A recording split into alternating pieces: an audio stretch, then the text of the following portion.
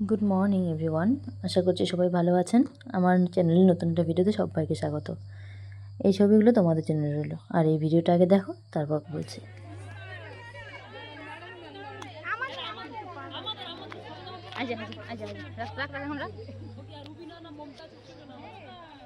এটা আমাদের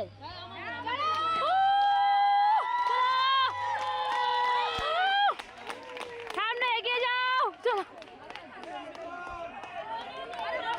বস বস বস,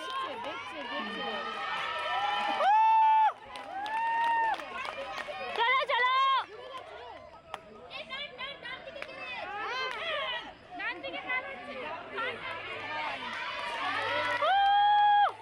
আরে এদিকে টান রে বাবু। আরে না, উল্টো দিয়ে গেল রে বাবা।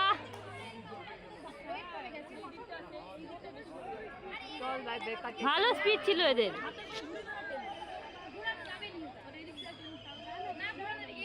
ঠিক ঠিক আছে ঠিক আছে, চলো।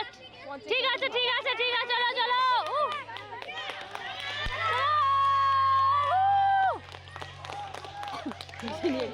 চাপে আমার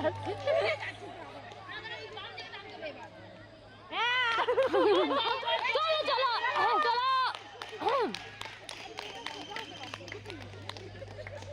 ওইদিকে যাচ্ছে, আগের বারে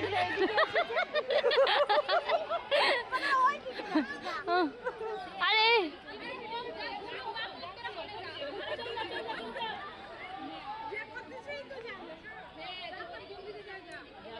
হ্যাঁ ঠিক আছে ঠিক আছে ঠিক আছে। বাস বাস বাস বাস বাস, চলবে।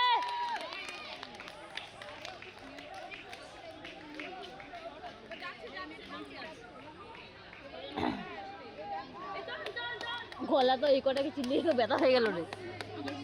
হ্যাঁ হ্যাঁ, ওই জন্য আমাদের ক্যান্সেল করে দিল না, 4টা টিম আরো। আর সামনে যাস না বাবা। হবে হবে হবে হবে হবে। চলে গেছে চলে গেছে চলে গেছে চলে গেছে। বাস বাস বাস।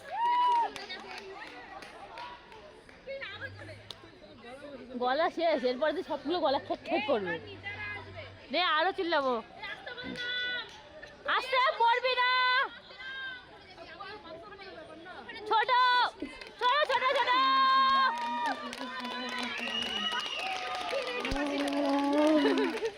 আমরা সিটিও বাজাতে পারি না ভাই, আর দেখাবো না। এই দিনটা শুরু হয়েছিল অনেক সকালে। সেই সারাদিন আমাদের পিটিএসের খেলা হয়েছিল, তো সেগুলো সবাই মিলে দেখে মজা করলাম। তারপর ঘরে এসে স্নান করলাম, রীতিমতো স্নান করে এসে পুজো দিলাম। তো আজকে আমার বাড়ি যাওয়ারও দিন ছিল, তো এই আনন্দ কোথাও রাখার ছিল না। তো সারাদিন কোনো রকম করে কাটানোর পর, অনেক কাজই ছিল সেদিন, সমস্ত কিছু করার পর আলটিমেটলি আমি বেরিয়ে পড়লাম বাড়ির উদ্দেশ্যে। তো পিটিএস থেকে যথারীতি গাড়িতে আসলাম। গাড়িতে আসার পর নামলাম এখানে আমাদের শিয়ালদা স্টেশনে। আর শিয়ালদা স্টেশন থেকেই নর্মালি আমি বাড়ি যাই। শিয়ালদা স্টেশনে উত্তরবঙ্গ এক্সপ্রেসে গেলে একটু সুবিধা হয়, কারণ বাড়ির জার্নিটা খুব একটা কম নয়, প্রায় 14 ঘন্টা লেগে যাচ্ছে।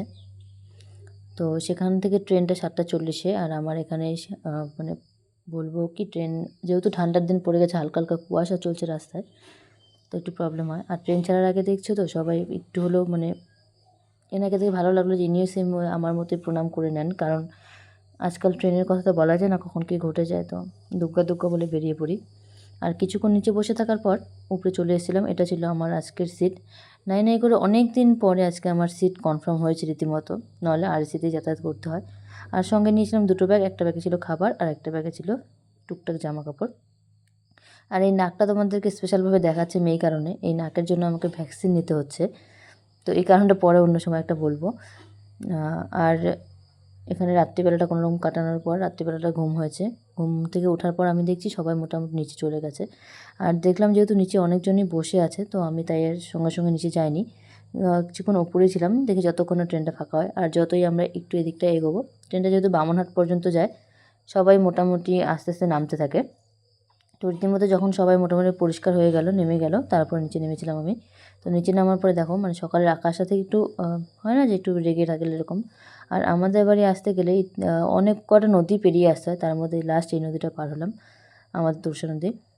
তো দেখেছো অনেক কটাই নদী পার হয়ে এসেছি, আর এখন ঢুকছি আমাদের নিউ কোচবিহার স্টেশনের পথে। কার কোথায় বাড়ি অবশ্যই মেনশন করে দিও, কার কে কোথা থেকে দেখছো অবশ্যই জানিও। আর বাড়ি আসার খুশিটা কোথাও মানে ধরে রাখার মতো না। তো দেখলো এই ট্রেন থেকে নেমে পড়েছি আমি, নেমে পড়ার মতো এটা আমাদের নিউ কোচবিহার স্টেশন। তো নিউ কোচবিহার থেকে আবার কিছু দূর যেতে হবে। ভাইরা যেহেতু একটু বিজি ছিল তাই ভাইদের আসতে বারণ করে দিয়েছিলাম যে আসতে হবে না। আর এটা দেখো নিউ কোচবিহারের বাইরে কখনোই গাড়ি ঘোড়ার যেহেতু অভাব হয় না, আর স্টেশন থেকে আমার বাড়িটা খুব একটা দূরত্বও নয়, তাই কোনো অসুবিধা নেই। তো যথারীতি বেরিয়ে গাড়ি পেয়ে গেলাম, এবং গাড়ি পেয়ে যাওয়ার পর গাড়িতে উঠে গেছি। আর বাইরে থেকে দেখো মানে এই সকাল টাইমটা কী হয়, যেহেতু অনেক ট্রেন এসে দাঁড়ায়, প্যাসেঞ্জাররা সবাই নেমে যায়, ট্রেন মানে স্টেশনটা অনেক পরিমাণ ভিড় থাকে। তো এটা ছিল আমাদের নিউ কোচবিহার স্টেশন, এবং গাড়ি পাওয়ার পর আমি গাড়িতে বসে যাই। আর কয়েকদিনের জন্য চলে এসেছি বাড়িতে, আবার কিছুদিন পরে আবার স্টেশন থেকে ফিরে যেতে হবে। তো ফাইনালি দেখো আমি গাড়িতে বসে আছি, আর তোমাদেরকে দেখাই, এটা আমাদের বলবো মেন রোড, নিউ কোচবিহার থেকে আসার পথ এটা। তো রোডগুলো খারাপ না, রোডগুলো ভালো। আর আমাদের দিকটা যেহেতু গ্রাম ভিত্তিক এলাকা, তো এখানে অনেক জমি জমা রয়েছে, বাড়িঘরও রয়েছে, সঙ্গে সঙ্গে অনেক জমি জমা রয়েছে। তো নিজের শহর নিজের কাছে একটা অন্যরকমই ইমোশনের জায়গা। তো গাড়িতে চলে আসার পর দেখো আমি যে দিকটা দেখি, এখান থেকে আমাদের অ্যাকচুয়ালি শুরু হয়। তো দেখতে পাচ্ছ মাঠের পর মাঠ, আমাদের বাড়ির সামনেগুলোতে মাঠ রয়েছে।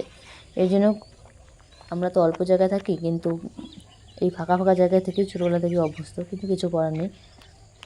আর এটা আমাদের গ্রামেরই রাস্তা, তো গ্রামের রাস্তাটা আমার খুব একটা খারাপ নয়, গ্রামের রাস্তা যথেষ্ট ভালো, তোমরা যথেষ্ট ভালোভাবে যাতায়াত করতে পারবে। আর এই পুকুরটা ছিল আমাদের, এখান থেকে আমাদের মানে কি বলবো, এখান থেকে আমাদের অ্যাকচুয়ালি বাড়িঘর শুরু হয় গ্রামটার। দেখতে পাচ্ছি এখান থেকে যত ভিতরে যাবেন অত মানুষ পাবেন। এটা হলো আমাদের গ্রাম। তোমাদের নিজেদের গ্রাম কেমন লাগে অবশ্যই জানি। Tata, bye bye.